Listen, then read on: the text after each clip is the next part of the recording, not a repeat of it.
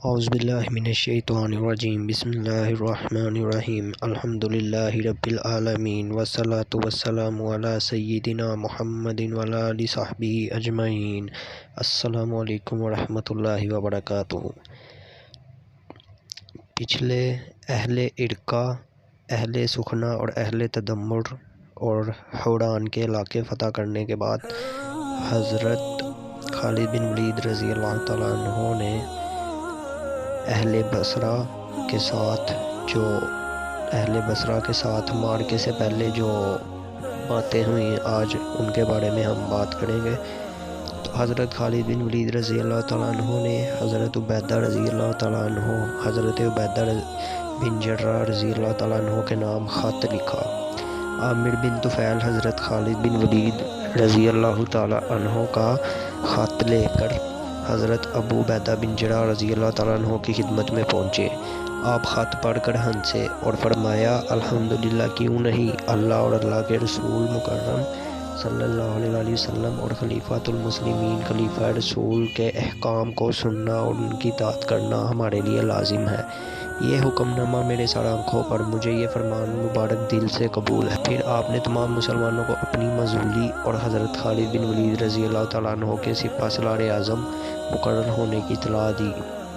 انہی ایام میں آپ نے حضرت شرحبیل رضی اللہ تعالیٰ جو کاتب رسول صلی اللہ علیہ وسلم ہیں، ان کی قیادت میں 4000 سواروں کو بصرہ روانہ کر چکے تھے، جو وہاں پہنچ کر پڑاؤ کر چکے تھے۔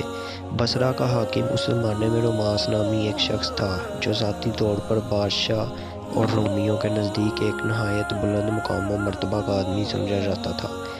یہ حاکم اور جرنیل بہت پڑھا لکھا انسان تھا اور علمی اور بدنی دونوں اعتبار سے بلند اور وسیع و عریض شخصیت کا مالک تھا۔ شام کے دور دراز شہروں سے اہل روم اس کے پہلوانی حبشہ کو دیکھنے اور حکمت و دانائی کی باتوں کو سننے کی غرض سے اس کے یہاں آیا کرتے تھے۔ بصرہ اس زمانے میں 12000 نفوس کی آبادی پر مشتمل شہر تھا اور اس وقت اس شہر کی خوب چہل پہل تھی۔ اہل عرب حجاز اور یمن سے یہاں تجارت کے لیے آیا کرتے تھے۔ ایک خاص وقت اور موسم میں روماس کے لیے ایک آہنی کرسی لا کر رکھ دی جاتی، جس پر بیٹھ جاتا اور لوگ اس کے جسم کو دیکھتے اور اس کے علم سے استفادہ کرتے۔ جس وقت حضرت شرحبیل نے بصرہ پر فوج کشی کی تو یہی موسم تھا اور مخلوق خدا اس کے پاس جمع تھی کہ اچانک حضرت شرحبیل رضی اللہ تعالیٰ عنہ کی لشکر کی آمد سے بصرہ میں ایک ہلچل اور شور مچ گیا۔ روماس جلدی سے گھوڑے پر سوار ہوا، قوم کو زوردار مناوی اور اعلان کے ذریعے بلایا۔ پوری قوم اس کی آواز پر اکٹھی ہو گئی اور اس نے کہا، باتیں کرنا چھوڑو، پہلے میں مسلمانوں کی فوج کو دیکھ آؤں، ان سے مذاکرات کر کے ان کا مدعا اور مطلب معلوم کر لوں کہ ان کا آنے کا منشا کیا ہے۔ یہ کہہ کر وہ حضرت شرحبیل کے لشکر کے پاس آیا اور آواز دی، اے قوم عرب، میں بصرہ کا حاکم روماس ہوں اور تمہارے سپہ سالار سے ملنا چاہتا ہوں۔ حضرت شرحبیل بن حسنہ رضی اللہ تعالیٰ اطلاع کی گئی اور وہ تشریف لائے تو روماس نے گفتگو کا آغاز کرتے ہوئے پہلا سوال یہ کیا کہ آپ لوگ کون ہیں؟ حضرت شرحبیل بن حسنہ رضی اللہ تعالیٰ عنہ نے فرمایا، ہم اس نبی حضرت محمد صلی اللہ علیہ وآلہ وسلم کے اصحاب ہیں جن کے مبعوث ہونے کی خبر اور پیشن گوئی پہلی آسمانی کتابوں تورات اور انجیل میں بھی موجود ہے۔ روماس نے کہا، انہوں نے کیا کام کیا؟ آپ نے جواب دیا، اللہ نے ان کی روح کو قبض فرما کر انہیں اپنے پاس بلا لیا اور ان کے اپنے پاس کی خاص نعمت کو پسند فرمایا ہے۔ آپ تو اس وقت پردہ فرما چکے ہیں۔ روماس نے پوچھا، ان کی جگہ پر کون شخص مقرر ہوا؟ آپ نے فرمایا، آپ کے بعد والی خلافت عبداللہ عتیق بن ابی قحافہ اور ابو بکر صدیق رضی اللہ تعالیٰ عنہ مقرر ہوئے ہیں۔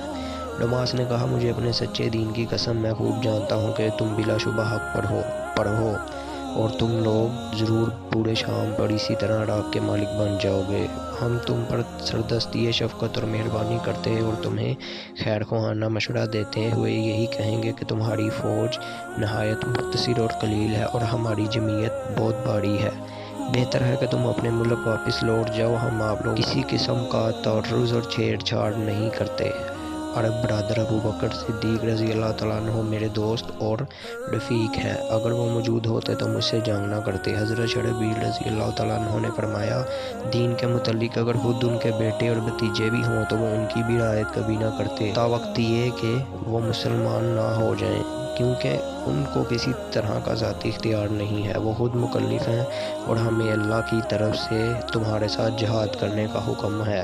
اب تمہارے لیے 3 راستے ہیں۔ پہلی بات تو یہ کہ تم دین اسلام میں داخل ہو جاؤ، اگر یہ نہیں تو پھر ذمہ بن کر رہو اور اسلامی حکومت کو جزیہ ادا کرتے رہو، اگر یہ دونوں باتیں منظور نہ ہوں تو پھر جنگ کے لیے تیار ہو جاؤ۔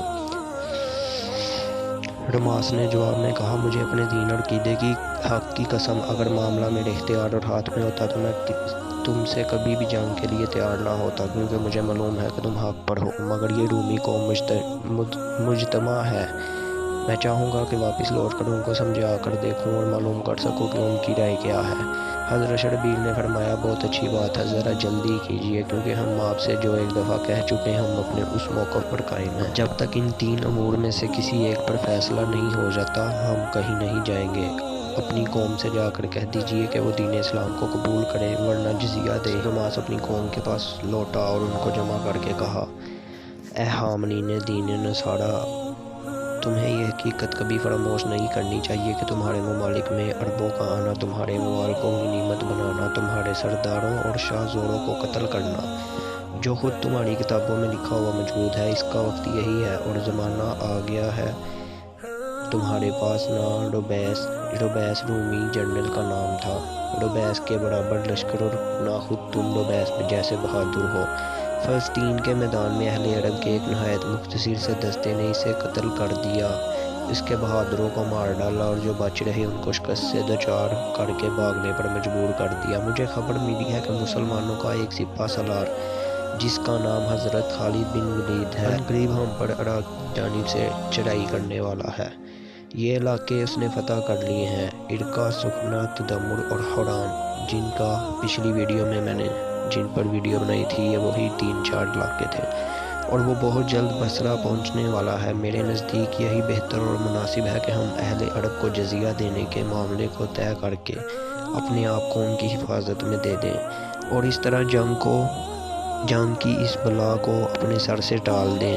قوم نے جب رماس کی زبان سے یہ تقریر سنی تو وہ سیخ پا ہو گئی اور اس کے قتل کا ارادہ کر لیا، مگر اس نے حالات کی نزاکت کو دیکھتے ہوئے یہ کہنا شروع کر دیا کہ میں تو تمہاری اہمیت اور غیرت کو دیکھنا چاہتا تھا، ورنہ میں تو تمہارے ساتھ ان عرب جنگجوؤں کے مقابلے کے لیے سب سے آگے ہوں گا اور ان سے لڑنے والا سب سے پہلا شخص ہوں گا۔ انشاءاللہ اگلی ویڈیو میں آپ کو اہل بصرہ کے ساتھ جو معرکہ ہوا اس پر بناؤں گا انشاءاللہ۔